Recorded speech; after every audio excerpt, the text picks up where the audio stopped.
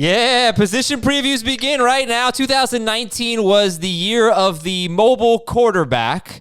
Is that the new normal, or will we have the return of the pocket passer? Guys like Ben Roethlisberger, can he get back in the top 12? Jared Goff, can he get back in the top 12? Phillip Rivers? Probably not. But are we seeing a trend, a new type of quarterback really evolving in the NFL? It's, I guess, been years in the making. Welcome to the show, everybody. Adam Azer with Jamie Eisenberg, Heath Cummings, and Ben Gretsch. I think this is Ben's first position preview as a member of CBS. So, Ben, welcome. Good luck to you today. I've done so many pods on here, and it's like none of them were as important as this. Never. Apparently, the most important ones. Thing. Yeah, and Heath wore his Harrison Butker jersey for QB preview week. You know, you've got your draft Mahomes sign up. I've got my Mahomes jersey on. He's the only quarterback that actually matters. So we'll just spend an hour on him. I guess so. All right, let's start with this question. Let's kick it off with this football term. Kick it off. How many quarterbacks are you comfortable with as your starter in a 1 QB league? All of them. That's why he's on the position preview, folks. Yeah. Jamie, why don't Jamie kick it off since you haven't spoken yet? How many quarterbacks? How deep do you go in your rankings? Say, all right, this guy could be my starter. 24. 24. That would be like, who's 24 for you? Either Teddy Bridgewater or Phillip Rivers. You don't really feel like you are okay with Teddy Bridgewater or Phillip Rivers as your starter. Why not? Do you really? I mean, last year Jimmy Garoppolo was the 13th best quarterback. Like it's just one of those things where you need 25 touchdowns, you need 3,500 passing yards, and you're going to be in the conversation. Okay. Practically, though, you've never gone that deep in your rankings, though.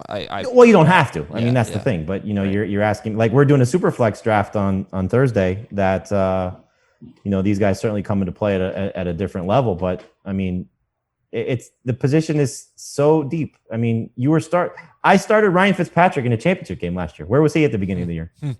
Jimmy Garoppolo, by the way, was only 21st in points per game. Ben, how deep do you go in your rankings?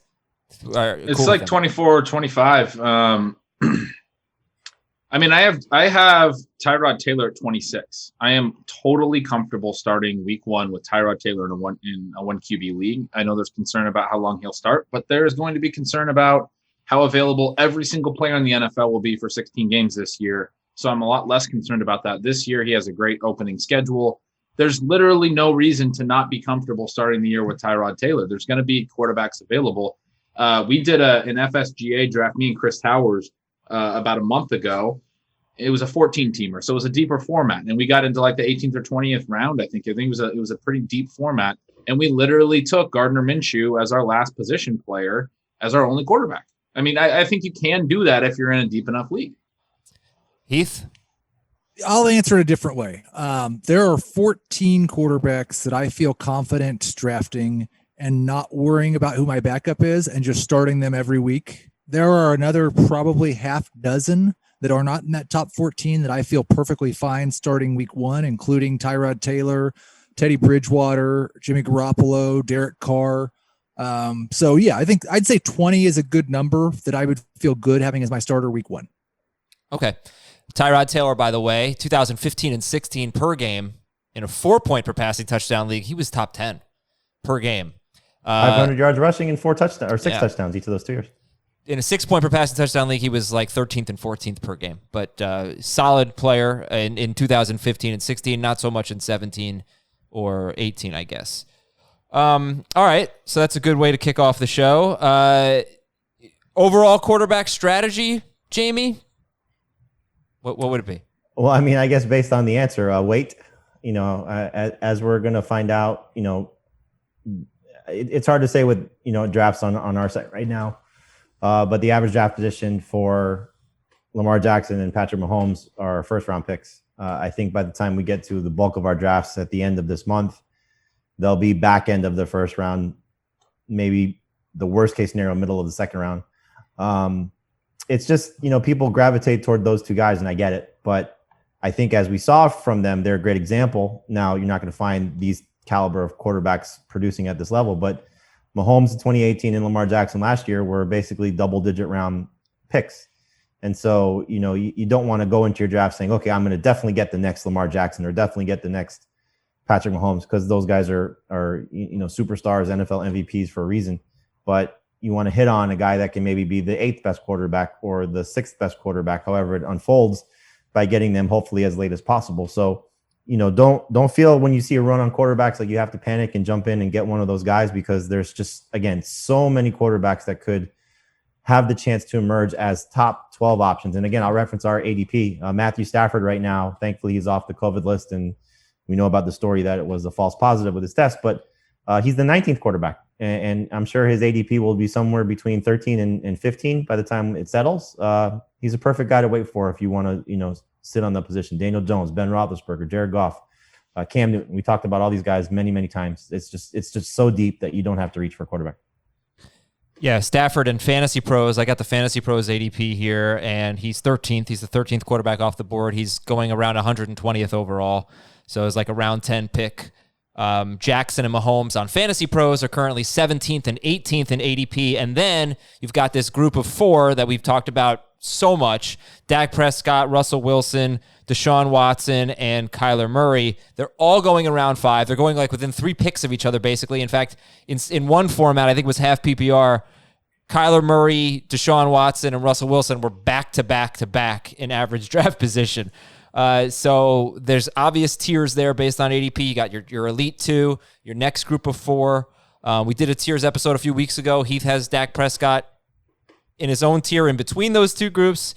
But all right, so look, I know you can wait on quarterback. I got burned last year waiting on quarterback. There were 2 in particular that I really liked, Cam Newton and Jared Goff. I had great reasoning for both of them. Neither one worked out. So I'm being a little more open-minded this year. But who did you pivot to?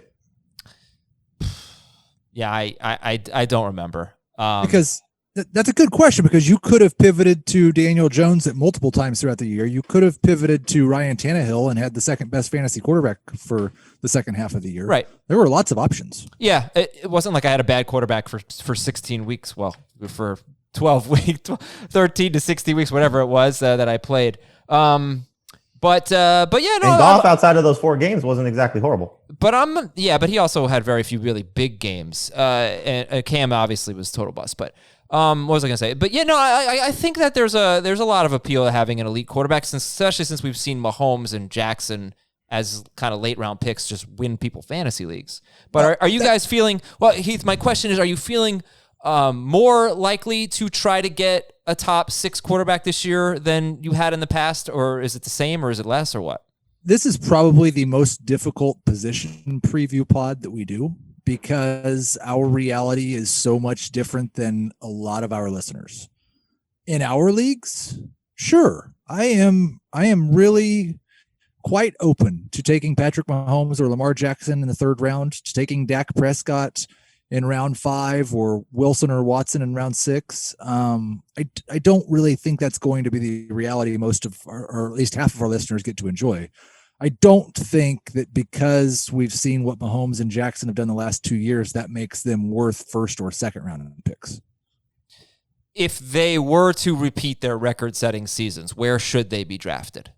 Well, then they should be drafted in the 1st round. I just 1 and 2. Yeah. Okay. But we're not giving them great chances to do that again. Ben, are you more likely to wait, or are you more likely to target? What group of quarterback are you likely to target? I'm most likely to wait for sure. In a lot of our drafts earlier in the offseason, I was taking Stafford really late. He's settled in around QB 12 or QB 13, and even he sometimes feels like too early for me now. And I've started to pivot in some of my drafts to Jared Goff, who goes even later. But just, finding a guy that I think has reasonable upside and is going too late and is somebody I can target. But I will look at that group of 4 because I think it's a really interesting group. And quarterback is deeper now than it used to be. Like I saw somewhere in something, I guess the auction that we just did on Twitch. I was looking at the chat from last year, and we were talking about how I bought both Patrick Mahomes and Deshaun Watson. And Watson was a clear number 2 last year. And I was like, man, I forgot that he was a clear number 2. But last year we thought Mahomes and Deshaun Watson were like the only 2 guys that had a certain upside.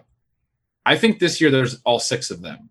And so it's a little bit different where they're, Mahomes and Jackson are high, and their upside is clearly higher, and their potential to hit it, I think, is higher.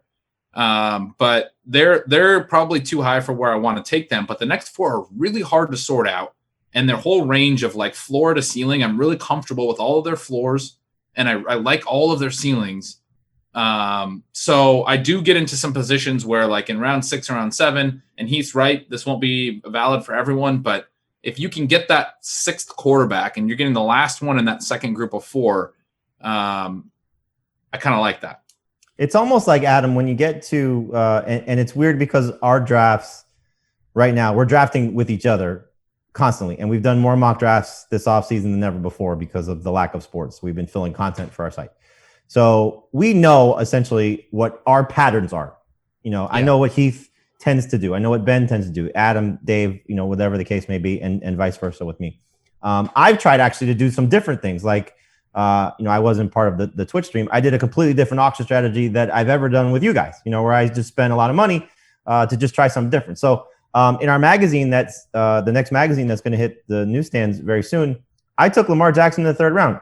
I don't think anybody's ever seen me do that, the people that have followed me carefully. But I took 2 running backs. Lamar Jackson was there. I had the 5th pick or the 6th pick. I don't remember which one it was. I think it was 6th pick. I took Dalvin Cook, Josh Jacobs, and then in round 3, I was like, okay, receivers so deep, I'll get a quality number 1 guy in round 4. So there's Lamar Jackson sitting there. Now take Lamar Jackson out of the equation. Put that as Dak Prescott. Put that as one of the other guys. To Heath's point about our drafts being different than somebody else. If you feel confident enough that Dak, like Heath has him, is in a tier by himself, or like I keep saying, Deshaun Watson could have that MVP type season.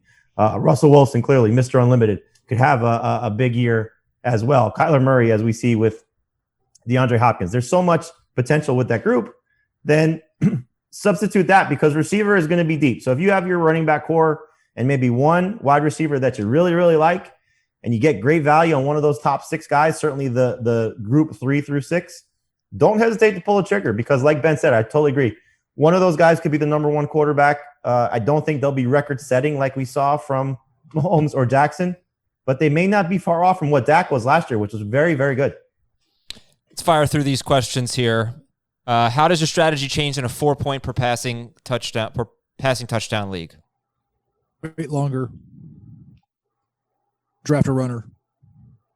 Yeah, it's definitely rushing upside is the big one for me. Yeah, okay. Same. I mean, you look at, especially if you look late, Minshew, don't overlook his rushing numbers. Daniel Jones, don't overlook his rushing numbers. Tyrod Taylor, the amount of starts that he can give you. Like I said, he's had, 506 touchdowns on his resume before. So any of those guys, if you miss out on, Kyler or Russell or obviously Lamar Jackson and Josh Allen, those type of guys, you can still get a good rushing quarterback late. One thing I wanted to bring up, though, about 4-point per passing touchdown leagues is a guy like Matt Ryan. He's not really that much worse in that format because passing yards become more important, right? So the guys who are going to throw for a lot of yards can still really stand out in 4-point per passing touchdown leagues. They have an advantage over the rest of the field. What I've noticed is it seems like the super efficient, like the Drew Brees, is someone that gets hurt more by it because he'll have a low number of pass attempts. He's going to be really, really efficient, but the high touchdowns don't help him quite as much. You also got to look at what the interception penalty is in those leagues, because if it's -2, then it's just going to kill you. Okay, how about in a 2-quarterback league? What's your strategy in a 2-quarterback league? It's not much different. I mean, it's still, you're trying to find value throughout the draft for me. And I actually really love 2-quarterback leagues and just waiting. And you can definitely get caught doing that. But typically you can wait even longer than you think you can wait when it comes to 2 QB leagues. And like I said, who are I've your been quarterbacks? before. Who are your ideal quarterbacks, you think? Like, is it like Matt Ryan and Matthew Stafford, or is it like Tyrod Taylor and Gardner Minshew?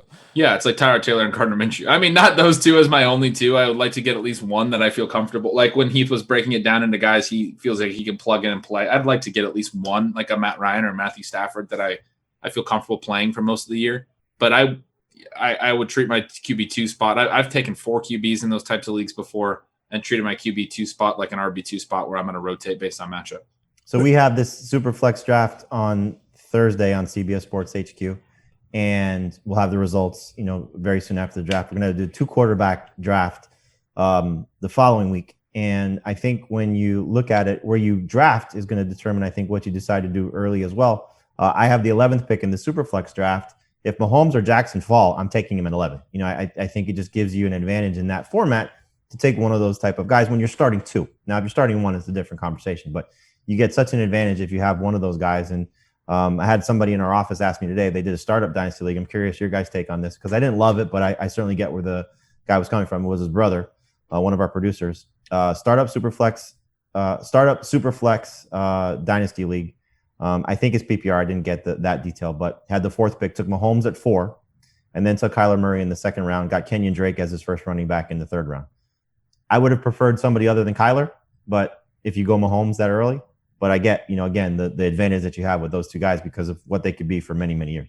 In a Superflex format, I kind of love that. I think Kyler should be like a 1-2 turn guy in a Superflex in Dynasty, personally.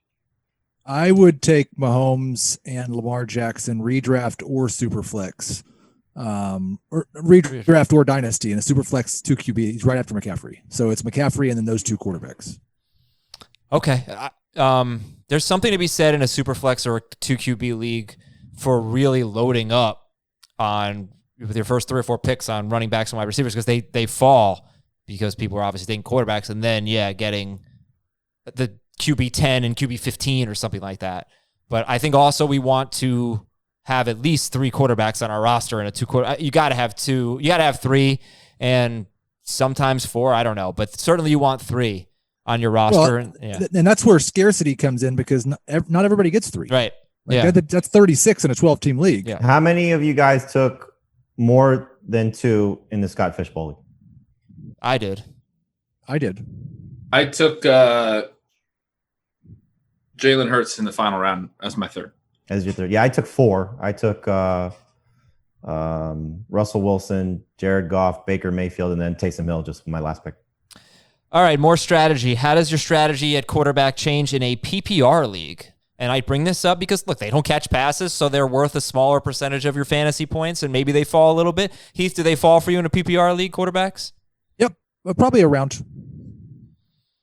Why? They are not the good receivers and good running backs are worth more than the average receivers and average running backs in PPR leagues. And the quarterback's value over replacement cost doesn't change. Yeah, I mean, if you're in a 4-point per passing touchdown PPR league, and I imagine many of our listeners are, how motivated are you to spend on a quarterback? It's just not it's so different than a non PPR 6-point per passing touchdown league, at least in my opinion.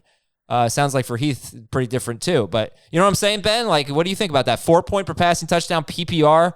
You're devaluing quarterbacks a lot, aren't you? Well, I'm devaluing them anyway, but I don't usually consider those factors. I think it's a pretty marginal difference. Because you're like, I understand your point about how like the quarterback scoring a smaller percentage of the total points, but you have a certain number of spots that you can fill with the quarterback. Usually it's a 1 quarterback league. You have 1 spot, and the only considerations for that quarterback spot are either the best quarterbacks or, some waiver wire quarterback or whatever. And then the other positions, they're different. And it's all relative to like, how many points are you gaining over every other quarterback in your league?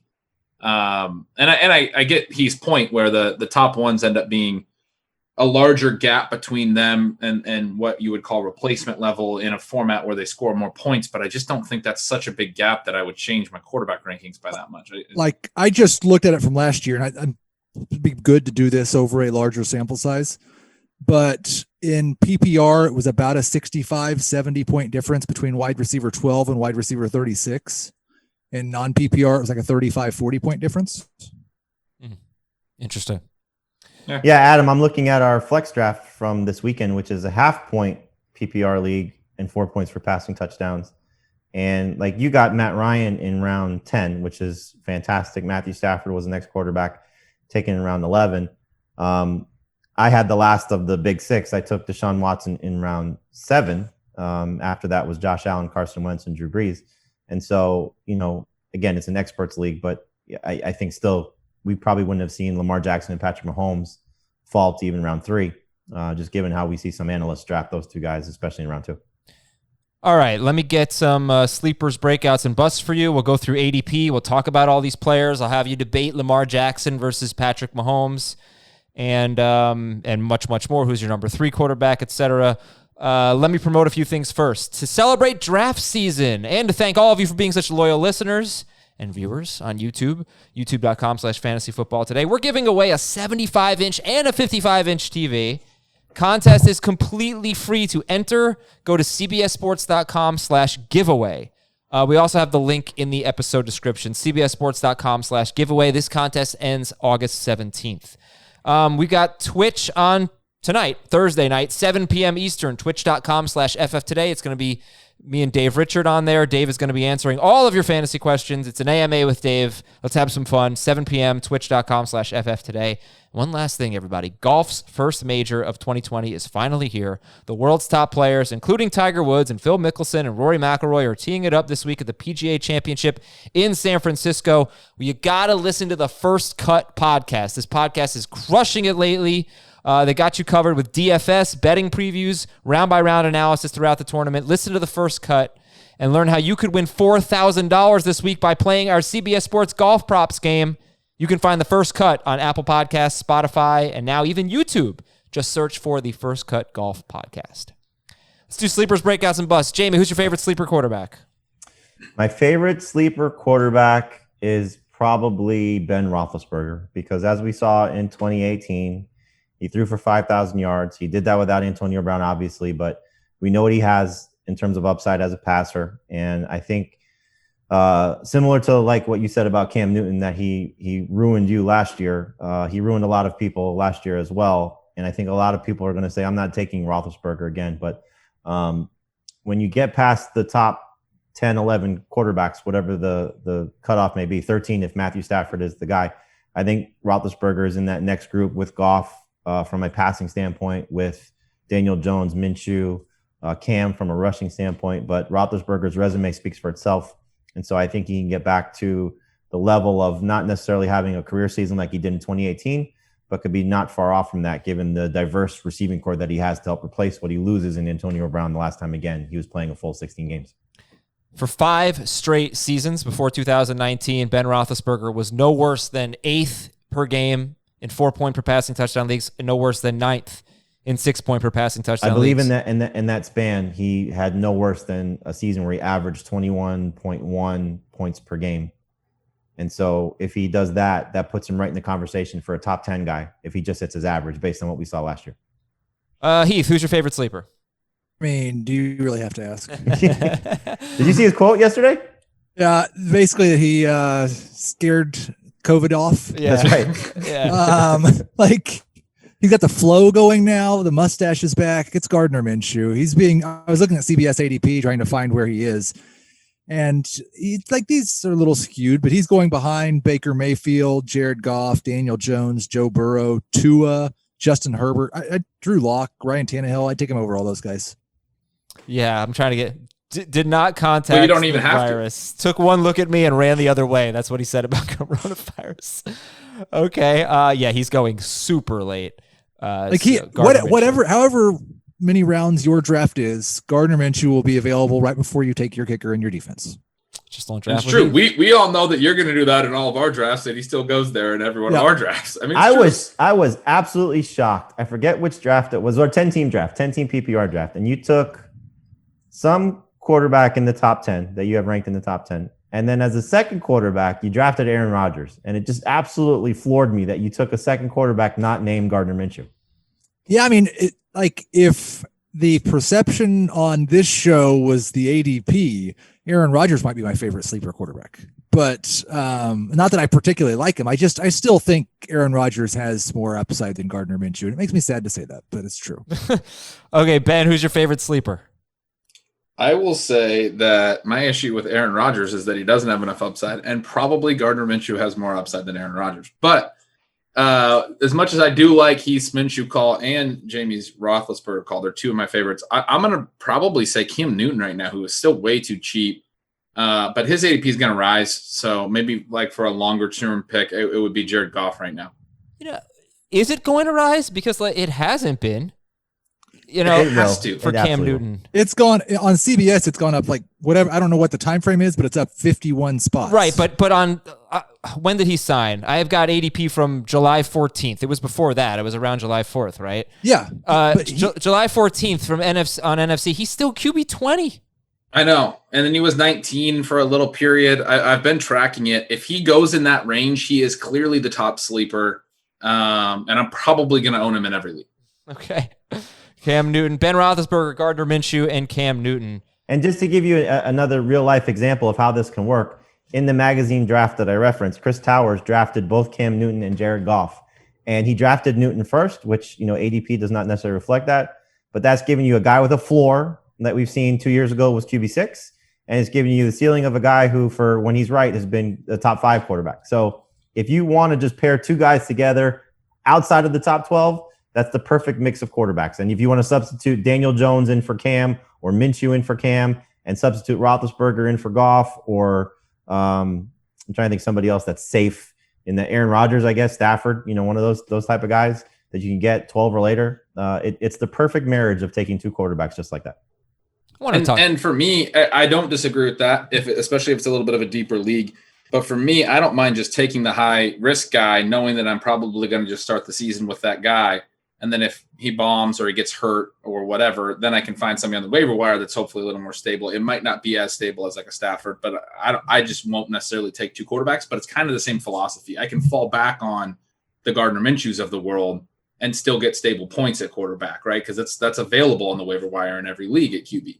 To clarify, this year, if you don't have Sunday ads, you're carrying two quarterbacks, right? I'm carrying. Oh, yeah. I mean, if I have enough roster space, sure. Right. That's the key. If you're in, I think some of our leagues are still only 15 roster spots. It's going to be hard to carry two, but you should probably consider it. All right. One thing I'll say about Newton, and the reason I was so enthusiastic, I didn't really give any reasoning, but we know that rushing has been so highly valued now. And part of why I like Goff and I like the Roethlisberger call, this past year, the top 7 quarterbacks all hit a certain rushing threshold. I don't remember the stat right off the top of my head. I believe it's 250 yards. Maybe it was 300 yards. All top 7. Prior to that year, you have to go back to 2002 when it was a Rich Gannon was in the top 3 year, to find a year where there wasn't at least one top 3 quarterback that didn't rush for 100 yards. So a completely immobile top 3 quarterback every single year, one of the top 3. That's not like you don't have to be a running quarterback to be good. It definitely provides you a base. It provides you a couple points per game. But if a guy has a really big passing season, that is still the bulk of quarterback scoring. And I think there's a little bit of an overreaction to some guys like I don't think it's true of Minshew, but like maybe Daniel Jones is an example. Do we know Daniel Jones actually has that much upside as a pass? Adam's ears perk up. But do we know that guy has as much upside as a passer that can really, or is it just that he did a little bit as a runner and we're overreacting to that? Now, Newton, every year of his career until last year, ran for at least 350 yards, and it's at least 480 yards if you take out the 1 year where he was like banged up with his back broke. That's when he ran for 359. I mean, this guy runs for almost 7 of 9 years, 488 yards and 6 touchdowns. Yeah, and all the TDs. Right, exactly. So it's an incredible rushing floor from a guy that you're not getting those discounts in 2020 right now. So that's why I love Newton so much. I think the thing about Jones, and he's one of my favorite breakout candidates from that perspective also, is yes, you're 100% right. There's a complete unknown about what he can do because we only saw it 4 great games and the rest was miserable, and we know the turnovers were just completely awful, especially with the fumbles. But it's the weapons around him too. It's not like he's stepping into a situation where like Minshew has to sort of do, in my opinion, just a little bit more superhuman type feats, and Heath will say he's capable of that because he's got DJ Chark and then a bunch of unknowns. Like we like Laviska Shenault, D.D. Westbrook, Chris Conley. They're just guys. Whatever running back is going to be the one that's the main pass catcher, Chris Thompson or still Fournette. But Jones just, you just look at, you put skilled, proven quarterback, and it's like Tom Brady going to Tampa Bay. You put skilled, proven quarterback with Slayton Shepard, Ingram, and Barkley and Tate, and you go, holy bleep, this could be amazing. Really? See that? I've always it's a wondered very good that group. because It's a very good it's group. very good, but it doesn't have a great receiver. They don't have a one. But it has a great tight end and a great running back, and that offsets some of the other things that helps, they may be lacking. I agree with that. Actually, I didn't mean to like dog on Jones. I know what you're saying. Allen, I know Josh Allen's yeah. another one I think that comes up, and I actually like Josh Allen's ceiling too. I just think those guys are, maybe it's better to say they're more fairly priced, and there are people I know in the fantasy football community and in the industry, other writers that I know that are still that stick very firmly to the I need a rushing quarterback, and I just think they're fairly priced now. I think their floor and their upside at that for that particular skill set is no longer this big exploitable weakness, except for if Cam Newton is going quarterback 20. Then there's one clear point. And that's a great point, Ben, because it's like, okay, Lamar is going to run. Mahomes is slightly underrated as a runner, but obviously what he does as a thrower is completely ridiculous. Wilson's track record, you put him in the rushing category, even though he may not run as much anymore. Watson, same thing. He's going to run, but and then Kyler, obviously, what he showed you last year as a rookie. Then and Josh Allen, because that's basically like the top 7 guys that you're going to see go. It's that next group of quarterbacks that everybody's like, do I want Drew Brees or Matt Ryan or Tom Brady? Because they don't run at all. And that's the I think the struggle that fantasy managers may have. And Wentz kind of toes the line because when he's right, he'll run. But when he's, clearly battling injuries, as we've seen the last 2 years, he hasn't run as much. But I think that's kind of the decision, Adam, when you look at it at this position specifically, it's like, okay, once you get past Allen, because I think he's the bridge, and then it goes into just the throwers, and they're great. They're Hall of Fame guys, and Matt Ryan's a former MVP.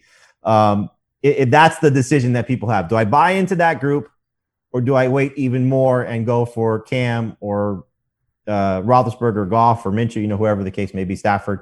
It's just a weird group of the top 7 and then the next like 4 or 5 and how people approach it, especially just in 6 points for passing touchdowns. Yeah, well, that's why I always draft 2 quarterbacks, because we talk about how deep it is, and regardless of COVID or not, I mean, I want 2 chances to get a great player.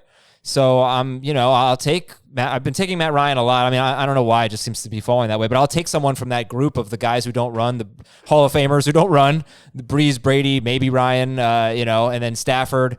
But I did, keep talking about this rushing stat thing. Okay, 2018, 8 of the top 12 quarterbacks ran for less than 200 yards, including 4 of the top 6.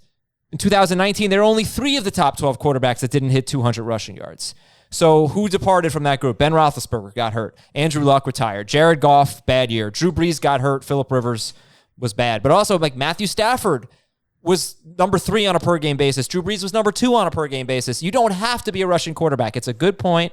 Don't overreact to it. These pocket passers, because 30 touchdowns, by the way, is a really big benchmark. Okay, 30 passing touchdowns. Almost every year, about 4 out of 5 of the top 5 quarterbacks throw 30 touchdown passes. So just keep that in mind. Deshaun Watson. But think about the 3 guys that we're basically looking at here. Ryan is on the team that led the NFL in pass attempts last year. That's a big plus for him with 2 great wide receivers and potentially a breakout tight end. You have Tom Brady stepping into a situation where the quarterback he's replacing, to think about that he's replacing somebody, just threw for 5,000 yards. And what that upside could be in Bruce Arians' system. And then Drew Brees, who's been the only quarterback with multiple 5,000-yard passing season on his resume, has the opportunity to still be good even as he's in his early 40s. Now, you could certainly argue the flip side of all 3 of those guys and what the downside could be, but still, that's what you're sort of poo-pooing when you look. They don't run. I don't want to draft them. Right. It's a very bad argument to be making in 6-point leagues, 6-point passing touchdown leagues, where the penalty is only -2 for interception. Okay, can we just wrap that part up? I'll ask you this: who's your favorite of those 3? Brees, and I'll throw Stafford in there. Brees, Brady, Ryan, Stafford. Who's your favorite? And do you like any of them better than Josh Allen? Sorry, go ahead, Jim. No, good, Ben. I recently moved. I wanted to jump in when you're talking about you've been taking Ryan everywhere, because I recently moved him to 7 ahead of Allen. He's a guy that's the perfect example, and Jamie hit on it perfectly. How because there's so much with the running quarterbacks, they're getting lost. And he said everything, and you said everything about Ryan. I don't need to repeat it, but he's a clear value to me. This guy has amazing passing attempt upside, efficiency upside. His touchdown rate was poor last year. It can easily bounce back in that offense. They're going to throw a ton. It's Ryan for me. I think he's a great target. Jamie, who's your favorite? Is he ahead of Josh Allen? Ryan is my favorite, but I actually have Allen and Wentz ahead of them. Wentz is kind of a wild card for me because I'm hopeful that his receiving core will sort of bounce back and help him get to that next or back to the level that we saw in 2017. I just think he's in that mold of he'll run a little bit, he'll throw for enough yards and touchdowns, and youth I think is on his side as well. But yeah, I mean Ryan, Brees, Brady, I think are all great fallback options. I was actually pissed at you when you took. I nominated Matt Ryan for $1. You took him for $2 after we saw some of these dollar bid quarterbacks. I was perfectly fine settling for Wentz because I thought actually Wentz would go for $2. So thank you for giving me the guy that I have ranked higher. But all right. Fair enough. I had to sit through another cycle after spending so much money and just waiting that out. But Ryan to me is the best of that trio. Heath, same question to you. It's also Matt Ryan, and no, he is not ahead of Josh Allen or Carson Wentz for me. Okay, I seem to forget putting Carson Wentz there. Carson Wentz is right on the border of the 250 rushing yards, where it's like I feel like you're a running quarterback if you get there. He was right around there last year. Wentz, by the way, here's where he's ranked points per game last 3 years. And after I say this, we're going to breakouts. So last 3 years, Carson Wentz points per game. Top 3, 15th. And last year he was 15th in 4-point, 12th in 6-point. All right, we'll got more on him later. Who is your favorite breakout, Heath? I don't know this year. Great. Like seriously, here's the problem. I can explain this very well. Just say why Minshew. I don't. Just say Minshew. Well, I mean, I just use him in my sleepers. I know. So I can't. I know. The problem is the guy who I expect to take the biggest leap in terms of fantasy points and where they finish is Kyler Murray. But I'm also lower on Kyler Murray than ADP and the consensus, and definitely than Ben. So I can't really call Kyler Murray my favorite breakout because I would call him a bust as the third quarterback off the board in the 5th round ahead of Dak and Wilson and Watson. But I do think like he was 14th or something on a per game basis last year, and I have him 6th this year. So I guess Kyler would be my answer, but he'd also probably be my top bust. How's that? That's a great, I love it. Great answer. Ben, what's your answer? Is it Kyler? Yeah, it's Kyler. And I recently made the case in a kind of a range of outcomes look that he has probably the highest floor of that 3 to 6 quarterback range. And that's probably the hard thing to for a lot of people to grasp and probably the most controversial side of it. I also think he has the highest upside. I don't think he has the highest median. I think Dak has the highest median, which is kind of a weird way of saying that. But Dak, I think, has a really strong set range of outcomes that where, this is a very positive offense. I think Dak's floor could be a little lower if Mike McCarthy meddles too much. I don't expect that he will. They were so efficient last year. But his pass attempts jumped a bunch last year. Dak's previous 2 years, 27 and 2018, if you take his average in all scoring formats, including 6-point per passing touchdown, that was worse than Kyler Murray's rookie year, where he only threw 20 touchdowns. Kyler Murray's floor is so high because he runs more than all of these other guys, and they're all mobile, but it's important to recognize that he runs more. Watson would be second.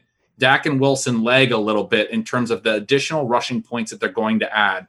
And then Kyler's upside, that's why I think he has such a high floor. His upside is the passing side. Do they add a bunch of plays because they were so fast-paced last year? And does DeAndre Hopkins really help his passing TD rate and his passing efficiency? I think his TD rate should already be expected to improve because in the first half, it was half of what it was in the second half. So I think he has a lot of passing upside on top of that rushing floor. I'm sorry for laughing, but we have multiple Heath Cummings now. Yeah, the Twitch has got 2 Heaths. It's pretty, and they're both like doing the same exact thing right now. All right, now we have back to one Heath. Kyler Murray is obviously a popular breakout. The Kyler bust Heath. Oh, yeah. All right, well, Kyler bust Heath is the one that's still in the room. Jamie, who's your favorite breakout? If I can use Deshaun Watson, it would be him. I'll just, reiterate what I've said time and time again, that I think this is going to be the best year of his career. I think clearly it's contingent on having healthy wide receivers because I don't think if he's throwing to Kenny Stills, Randall Cobb, and Kiki QT, it's going to get there. But if Will Fuller and Brandon Cook stay healthy, given what this defense could be, I think David Johnson will be okay, but he's, as he showed us last year, better in the passing game than he was running. I think the run game takes a step back where they had a 1,000-yard rusher last year. But as we saw from Watson in his rookie campaign, and again, he had DeAndre Hopkins that year, he was on pace for 700 rushing yards. You reference Carson Wentz as a top 3 guy. He was actually 2 in points per game that year. Watson would have been 1 in points per game. And again, he only played 7 games. But I just think he's going to have to be superhuman, like we saw from Cam in that 2015 season. So I'm excited about Will Fuller. I'm excited to a certain degree about Brandon Cooks. But I do think that Watson carries this offense to a level that we may not have seen him do before, like we saw in that playoff loss against the Chiefs last year, where he was just a maniac trying to keep them in the game. And as we saw in the comeback effort against Buffalo as well. So I'm excited about Watson. I think he's the 3rd best quarterback. I get every argument against Watson and every argument for Prescott, Wilson, and Murray. All those guys have a chance to be fantastic. He probably has the lowest floor of that group based on losing DeAndre Hopkins. I still think this is going to be a big, big year for Deshaun Watson. If I can't use him, I'll go with Daniel Jones because I do think that he's got the upside to finish as a top 12 guy. Let's take a quick break here, find out which Heath just re-entered the room. When we come back, we'll talk about busts and we'll get into ADP and some player debates and whatnot. We'll be right back. All right, we got Ben Roethlisberger, Gardner Minshew, and Cam Newton as sleepers. We've got Kyler Murray as a breakout and a brust, I guess. And Deshaun Watson as it's a breakout slash bust. Who's an actual bust? Okay, Heath, you want to make a Kyler Murray case here? Wouldn't a bust out make more sense? Yeah. No, a bust out is clearly like the same as a breakout. A bust out could absolutely just be a bust. No, you're busting out. You bust out of a poker tournament. I'm sorry I asked. You have to leave. All right, go ahead, Heath. I do think that there is undeniably Kyler Murray upside, but I'm projecting him to score 50 more fantasy points than he did last year, and I still have him behind Dak and Wilson and Watson. And on some sites, he's being drafted well ahead of those guys. And the one thing I don't know if it gets enough consideration is if the passing numbers go up like they possibly could, and I won't deny that possibility, it's likely the rushing numbers will go down.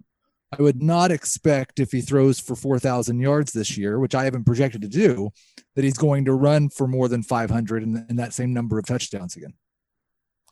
All right, Jamie, who's a bust? Aaron Rodgers is obviously the easy one, just given the fact of what this offseason has been and what he looked like last year. But I'm going to just go based on average draft position and say Lamar Jackson. If he has any decline, and we saw what happened to Mahomes last year, you could say it was injury related, and that's a fair argument. But if he goes from 1,200 rushing yards, and we've had this conversation many a time. I remember the first time Heath and I had this on set was, I think, toward the end of the season with Pete Prisco. Either you or Pete, Heath said 700 rushing yards could be where he ends up. And, Pete said he's going to improve as a passer, which everything he's talked about this offseason is something he's hoping to do. So if he throws more and runs less, I think collectively don't expect him to lead the NFL in passing touchdowns again, which he was super efficient in getting that to occur. He's a bust in the first round. So you're drafting him at his ceiling, and his ceiling was one of the best seasons ever for a quarterback. It's just hard to replicate at that average draft position. So, like I said, I'll take him in round 3 if he's there, but anything in the first 2 rounds, I'm out. Why is he a bust and not Mahomes, since they have basically back-to-back ADP? Because I think what Mahomes does is more replicable than what Jackson does. Again, we've seen 11 quarterbacks throw for 5,000 yards. Only 2 have thrown for 50 touchdowns before. But, Mahomes can be 4,500 yards, 4,800 yards. He could be 40 passing touchdowns. For Lamar Jackson to be as good as he is, he's going to have to be the first quarterback ever to have back-to-back 1,000-yard rushing seasons. He could still be, again, 800, 900 rushing yards and have an unbelievable year. His rushing touchdowns could go up. But I just think the passing touchdowns come down to whatever degree. If he's going to throw more, interceptions are probably more likely. So the turnovers will be a little bit of a problem.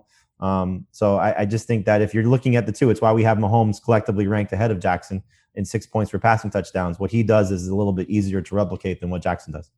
And we talked about this with Mahomes a lot, like the touchdown rate and how you had to regress it. If Lamar Jackson last season had a 6% touchdown rate, which I believe is still the all-time record held by Aaron Rodgers and possibly Russell Wilson as well. If he'd had a 6% touchdown rate last year, he would have thrown 24 touchdown passes instead of 36. An enormous difference.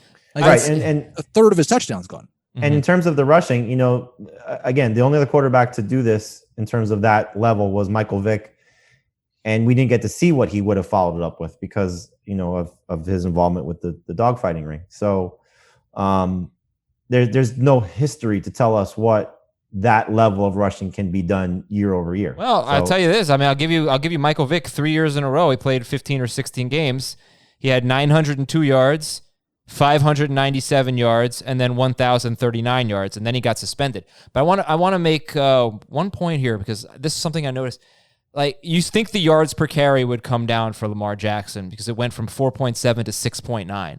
But the only player I can compare him to in NFL history is Michael Vick. And Michael Vick averaged 7.3 yards per carry in his first 6 seasons before he got suspended. And that's not even, and Jackson didn't even get to that last year. And if you just want to compare their college numbers, Lamar Jackson was like a much better rusher than Michael Vick. Michael Vick was rushing for like 600 yards.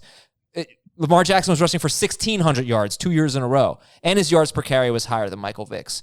So first blush, it's like, well, the yards per carry should come down for Lamar Jackson. But if you just compare him to Michael Vick, I'm not so sure that they will because Vick was 7.3 yards per carry for his first 6 seasons. And it was very consistently around there, I think. So I don't know. That really stood out to me that maybe he can have a crazy yards per carry. There was a story in The Athletic about the Ravens and their rushing attack by Jeff Zrebiak. I always butcher these guys' names. I apologize. But it was a great story about how they made divvy up the touches for all 4 of the guys. He was talking to Greg Roman. He was talking to the running backs, John Harbaugh. And the one thing that he brought up in there, which is small, but it's a part of Lamar Jackson, is that if his rushing attempts come down, and they added a pretty significant piece in one of the best running backs in J.K. Dobbins. And so if they're keeping Gus Edwards involved and they're trying to keep Justice Hill involved, Ingram and Dobbins are probably going to get their carries. Who does that come at the expense of? Well, it probably makes sense to preserve your MVP quarterback a little bit and not have as many design runs. And so I think that's where Jackson could get hurt a little bit. Like when the pocket breaks down, he said it himself. He's going to take off run because that's what he's naturally used to doing. And he's so good at it, like you just illustrated with his yards per attempt. But if I'm Harbaugh and the Ravens, I have this asset that you saw what happened to RG3, and you know what the history is with running quarterbacks. Don't put him in as many situations where he could get hurt. Still do it because it's the best thing on your offense, but don't maybe do it as much and lean on some pretty amazing running back talent that you have with Ingram and Dobbins specifically. I was just going to make that point about his actual rush volume to your point, Adam, about comparing their yards per carry, because I think a higher percentage, and I don't have any numbers to back this up, but I think a higher percentage of Vick's carries would have been scrambles. He never ran for more than 125 carries. It's hard to overstate how crazy Lamar Jackson running 176 times last year as a quarterback was. That's more than 50 more than Michael Vick's career high. He also ran 147 times in his rookie year as a part-time player who was coming in for some packages early in the year and then was the quarterback in the second half. And no other quarterback in the NFL ran over 109 times last year. I mean, he had such a gap in rush attempts. And that's the designed runs specifically to everything Jamie just said is where I would question whether he could maintain the same type of yards per carry that Vick did. All right, Ben, who's your bust? I think Rodgers is another good name, but I'm going to give you one that we don't talk about in this context a lot, but I won't probably draft in a single league this year, and it's Drew Brees. I don't have any issue with Drew Brees. I don't think he's going to be a bust. I just don't see the reason to draft him in an area in the draft where there's other immobile quarterbacks that I think have more passing upside. He has not been in that 600 pass attempt type. Obviously, he missed time last year, but in that pace that he used to be back in 2016 and prior, he's been a lower volume passer over the last 3 seasons. And then that has helped his efficiency and volume and efficiency go back and forth sometimes. But he's another guy, career high TD rate last year, 7.1%. Saints top 2 backs only scored 12 touchdowns. The previous 3 seasons, they had scored at least 24 in each year. I expect that the running backs will steal a few of these touchdowns. Taysom Hill last year, they love to use him. Just so happened that I think he scored 7 touchdowns. 6 of them came on passes. So they all still helped Brees. But if Hill runs for some TDs, and he only had 1 rushing TD last year, then that starts to cut into Brees. I just don't know that he can maintain such an efficient pass TD rate at this point in his career. I don't know that he has the attempts to really put up huge passing yardage numbers. I'm not really buying that he's going to be a top 10. I mean, maybe he'll be a back end top 10 quarterback, but a difference maker, somebody that's worth taking in the rounds where he goes. Drew Brees' pass attempts last 3 seasons, not counting the game he left with an injury this past year, 33.5, 32.6, and then last year 37.5. That's a good number because he's so good. But if it's back down to the 33.5 or the 32.6, then you see like what happened in 2017 and 18. He was number 11 in 2017, and he was number 9 in 2018. There was a difference, though. There was a difference. He had Mark Ingram playing at a very high level, and Alvin Kamara was fantastic. But that's what Ben was just talking about, that the running game right. But do they have that second rusher to sort of support that? That's the biggest thing, is because Kamara's not going to do that by himself. I mean, he's not going to have that rushing production by himself. Latavius Murray certainly has the ability to maybe be that guy, but that's what you're hoping for, is that can he be what Mark Ingram was when he was great those last 2 years? All right, let's go to ADP now and look at Mahomes and Jackson going 17th and 18th overall. So when would you guys feel comfortable taking them? 3rd round. 8 to 10 spots later. 4th round, maybe. I don't know. Probably not. I'd say 3rd for Mahomes, 4th for Jackson. Wow. That's just so interesting to me. It's like, how you're going to take Melvin Gordon over them or something? No. Good Lord. Do you even know me? No, but he's taking Jonathan You're Taylor not, over. but I'm talking to Heath, I guess. I like I said, I'll go back to that magazine draft. I had 2 running backs. I was in the middle of the round, and that's where they fell. Mahomes went first. Jackson was available to me. I just think, when you look at the wide receivers and you get to that point where it's the 2 Rams guys and Lockett and if you want to throw Metcalf in there and McLaurin and Cooper and Beckham and all those guys, and no offense, Ben, but AJ Brown, you get that whole group of guys where one could be top 5 and one could be 35, depending on how things go.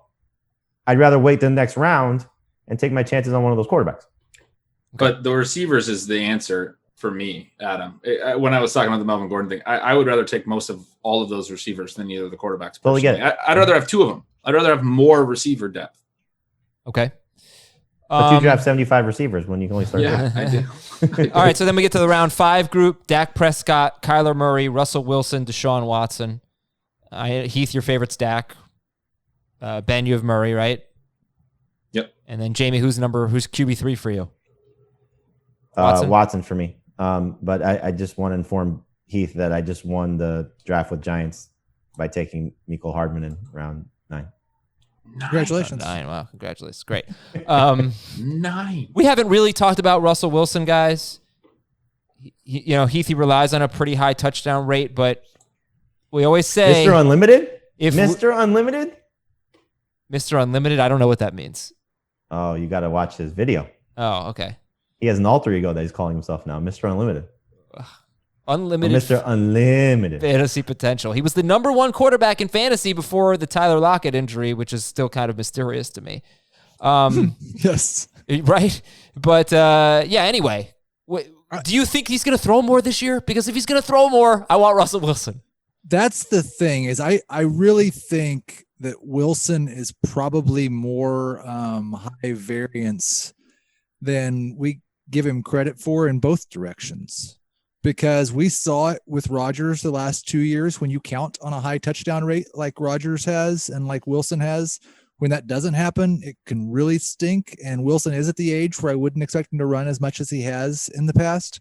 So I think there's some pretty serious bust potential. But like you said, if they just decide this is the year they're going to let him throw 550 passes, he might be the number 1 quarterback in fantasy. So I think he, like Kyler Murray, has a kind of a wide range of outcomes. All right, so then we got Josh Allen. We already talked about Matt Ryan and Drew Brees and Brady. There's some other quarterbacks that we'll mix in there, but Josh Allen. So what kind of upside, Jamie, does Josh Allen have? Could he be the number 1 quarterback in fantasy this year? It would probably take some things happening to the guys in front of him, being very, very bad. But I think, with Allen, he's got, I expect him to take the next step as a passer, because you don't add Stephon Diggs and get worse. What Diggs does, how he gets open, how he runs his routes. We had Joe Buscaglia of The Athletic on Fantasy Football today, and he said exactly that, which I'm sure Ben is excited to hear, that, what Diggs does is perfect for what Josh Allen needs. Is just a guy that separates from coverage and is not going to have to make a lot of contested catches on maybe some erratic throws. But, I think if you look at some of the rushing production from Allen, specifically the rushing touchdowns, I think he scored 4 touchdowns on failed opportunities by Frank Gore at the goal line. And so is that something that he loses? Does he go from 9 to 5 or does he go from 9 to 2? And so if he goes from 9 to 2, then you're going to be disappointed, because if he improves as a passer, it's similar to Lamar Jackson. The rushing should come down a little bit. And Heath alluded to this, I think, more with Kyler Murray, that if he goes from 5 to 600 rushing yards to 3 to 4, he's still going to be a very good quarterback in helping you with that additional bonus. But you're kind of hoping that he's still the rushing guy with the passing being better. Like, he's Cam Newton-esque in the way that he plays, in that he's not going to be, I think, a 4,500-yard passer, but he can be a rusher that will help him a little bit. So I think he's still going to run enough. I think he'll still be about 5-6 touchdowns, but I think he also can take the next step as a passer, which is why for me, he's the 7th quarterback. I do think Diggs helps him significantly to the point where he does at least maintain where he was, if not take a step forward. Is anybody excited to have Josh Allen real quick? Like, I got to have Josh Allen. I go back and forth. I don't ever feel like I've got to have Josh Allen. His ADP on our side, I think he's in the 4th round or something, which there's lots of quarterbacks that are, but he's ahead of Kyler Murray. And like the argument that we had in favor of Josh Allen earlier this offseason was, well, Josh Allen will be drafted 3 or 4 rounds after Kyler Murray and also has serious breakout potential. So just wait and draft Josh Allen. If that's not true, then I have no interest in him. I do think his production is more likely to fall apart than any other quarterback in the top 10. Okay. I agree with that. All right, that's my concern and why I usually don't pull the trigger. Let's go to the next group then. Matt Ryan, Drew Brees, Aaron Rodgers, Carson Wentz, along with Josh Allen. Josh Allen's in round 7. So is Matt Ryan. Drew Brees is in round 7. Aaron Rodgers is in round 8. Carson Wentz is in round 8. So that group of 4, Ryan, Brees, Rodgers, Wentz. Any strong opinions here, guys? I love Wentz. Like, he was just QB7 last year with no receivers at all in the second half of the season. And maybe Alshon Jeffrey won't get healthy and Deshaun Jackson won't be okay and Jalen Reagor won't quite figure things out as a rookie and he'll have no receivers again. But I was really encouraged by the fact that he ran for a couple hundred yards again last year. I was afraid after 2018 that just wasn't a part of his game anymore. And I was pretty encouraged by his production considering what his receiving core was like last year. And he has a couple of running backs that both do a lot with the ball after the catch. So I think if Wentz plays 16 games, I'd expect him to be top 5 this year. Jamie, this group? I think, I'm with Heath. We saw Wentz when he was right in 2017 and he had healthy wide receivers, and Ertz was, in the conversation with Kelsey and Kittle as the best tight end because he had a breakout season. Oh, no, I'm sorry, that's 2018. But 2017, Ertz was still very good. He's got great weapons around him. I like the fact that they lose an offensive lineman, but they bring back a guy in Peters that they, switching position, but at least you have some stability there in terms of guys that he trusts and hopefully can continue to keep him protected. I love the play caller. Doug Peterson's proven to be among the best in the NFL. So if Reagor is a top flight rookie and Deshaun Jackson and Alshon Jeffrey give him anything in terms of health, then he's got a very good upside. But he's a guy that I'll take him after Allen. He's the 8th quarterback for me. Wow, Doug Peterson's got to step it up, man, because he's been 15th and 21st in yards per play the last 2 years, and hopefully the personnel can help that. But all right, well, it seems like there's some Carson Wentz love there. Yeah, I have me too. I'm with these guys. All right, great. Then Aaron Rodgers, Tom Brady, Matthew Stafford. That's probably the end of it. Then we have like Mayfield. Then we have the guys who are going to be maybe you waited or you want a high at number 2. We got Mayfield, Roethlisberger, Daniel Jones, etc. But if we Mayfield's very polarizing. Because Jamie, let's talk about the first group real quick before that. The Brady, Rodgers, Stafford. We haven't really spoken too much about them. Who's your favorite in that group, everybody? Brady, Rodgers, Stafford. Brady. I have Brady 1 spot ahead of Stafford. You guys know I like Stafford, but I'm saying. I did shuffle my QB rankings a bit and move Stafford back a couple spots, and so that's where he wound up 1 spot behind Brady for me. I have a question on Rodgers because I have him ranked the highest right now, and I don't feel great about it. But we talk about how noisy touchdown rate is for quarterbacks, and he is the all-time touchdown rate leader. And last year, his 4.6 was actually slightly below average. His career is 6%. If he'd been at 6% last year, he would have thrown 33 touchdown passes, and he was a top 8 quarterback last year without those touchdown passes, with basically the same weapons we're expecting him to have this year. Like, do we not think that he can ever be that guy in terms of in the red zone again? I don't know that I think that he can't, but there's a lot of underlying advanced stats that would suggest that Rodgers' play has fallen off quite a bit in the last couple of years. And this is where I'm not as concerned. You noted that Russell Wilson has some similarities statistically because of his high efficiency. But if Wilson was, in my opinion, the second best quarterback or passer, I should say. I mean, I don't want to dog Lamar Jackson at all because I think he's just incredible, but he's just such a different breed. I think behind Mahomes, Wilson is just so accurate and so good. And that's what Rodgers was at his peak, but we're a long ways away from that. And so I don't necessarily think that's going to come back for Rodgers, because when he was doing that a lot of years ago, he was making a lot of throws very consistently that he has not made for several years now. They've talked up a lot about, obviously, I'm sorry, Adam, but they talked up, his receiving core, given, spinning it essentially with what has happened, and losing Devin Funchess was something they didn't expect. So, whatever role he was going to play something for them. Whether it's Matt LaFleur talking up ESB or Devontae Adams talking about Allen Lazard, he just doesn't have the pieces. And you've referenced this time and time again, Adam, that he doesn't always have multiple receivers playing at a high level fantasy-wise, but he still has guys making plays for him. We're asking a lot of Jay Sternberg. We're asking a lot of Allen Lazard. We're asking a lot of the running backs to still be successful out of the backfield. They lose a big piece on the offensive line with Brian Bulaga not being there. And so his protection may not be the same. And so I think if you're Aaron Rodgers, I remember talking to mostly Mark Ingram, but Mark Ingram and Alvin Kamara at one of the Super Bowls with Breeze. And I said, you guys are so successful. It was after their big season together, but Kamara's rookie year.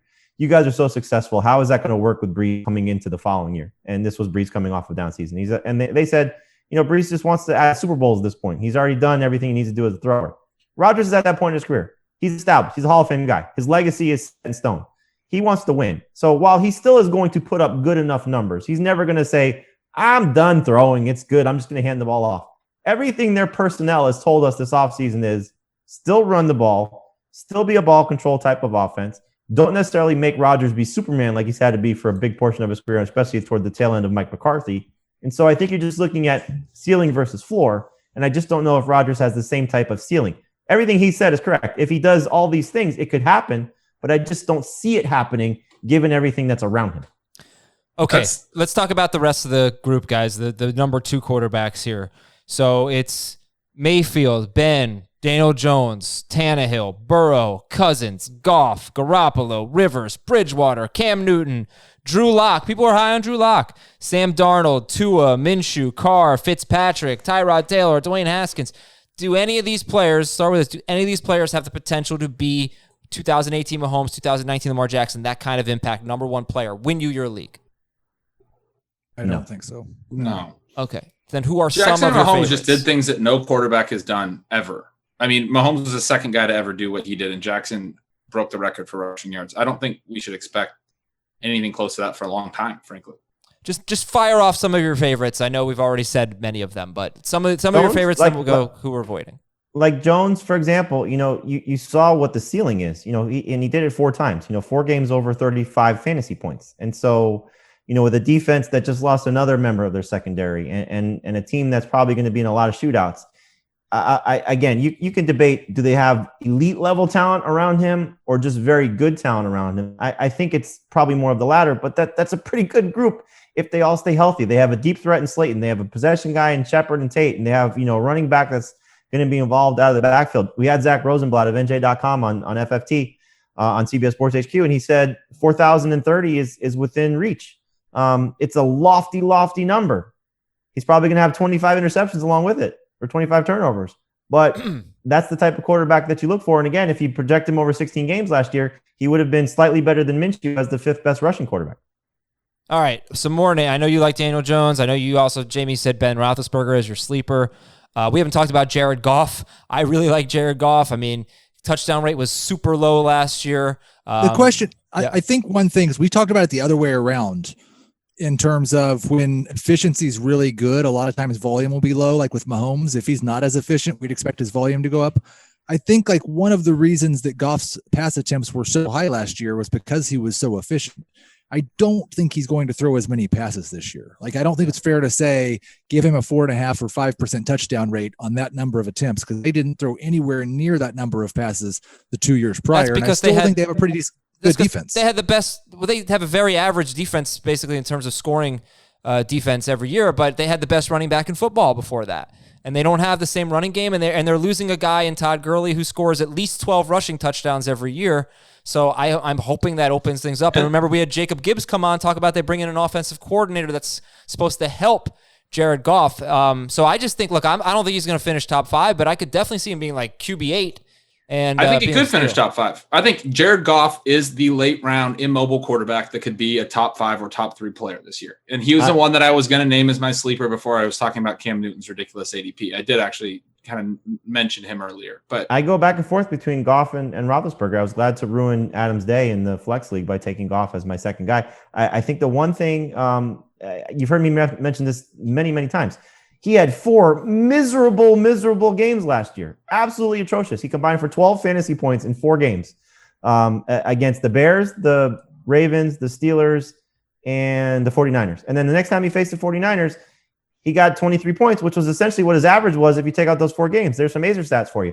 So I think you look at Goff, and he was the 6th quarterback the year before. I know, Heath, you can debate certainly about how much he'll throw, but the run game could be worse than it was a year ago, and they couldn't run the ball really very well at all. Gurley was saving himself with the touchdowns from a fantasy perspective. So the strength of this team is in its receivers and its tight end. So if you're Sean McVay, what are you doing? Are you going to say, okay, Cam Akers and Darrell Henderson, let's line up and beat you that way? Or it's let's let Robert Woods and Cooper Kupp and Tyler Higbee lead the way? All right, here's how we're going to end the show. Ready? This is what we're going to do. I'm going to name a player. You're going to tell me on a scale of 0 to 10 how interested you are in having this player on your team. That's it. Ready? Here we go.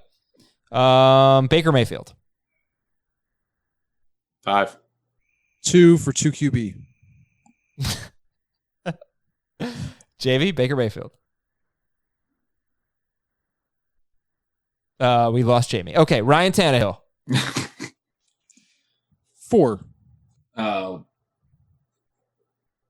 4. Joe Burrow. 4 or 5. I mean, 4. Yeah. Man, we're having some technical issues today. JB, you there? Hi. JB, do you know what the game is? The 0 to 10 game? Do I know what the game I give is? you a Yes. name. You tell me 0 to 10. How excited are you to have this player on your team? Or how interested are you in having this player on your team? Kirk Cousins. 0. Sorry. What's the question? Cousins is outside the 25 quarterbacks that I would like to start. Okay, next player, 0 to 10. How interested are you in having him on your team? Jimmy Garoppolo. 4. 2. 4. Phillip Rivers. 2. 1. 3. Teddy Bridgewater. 3. 4. 4. Cam Newton. 7. 8. 10. There you go. Drew Lock. 5. 1. Sam Darnold. 0. 0. Tua Tagovailoa. 0. 3. 3. Derek Carr. 0. 0. Ryan Fitzpatrick. 0. 3. Tyrod Taylor. 6. 9. Yeah. 8, 7. Okay. Last one. Dwayne Haskins. 1. 6. 3. Oh, bold from Ben to end the show. All right, guys. Thank you very much. Appreciate it. Tight ends tomorrow.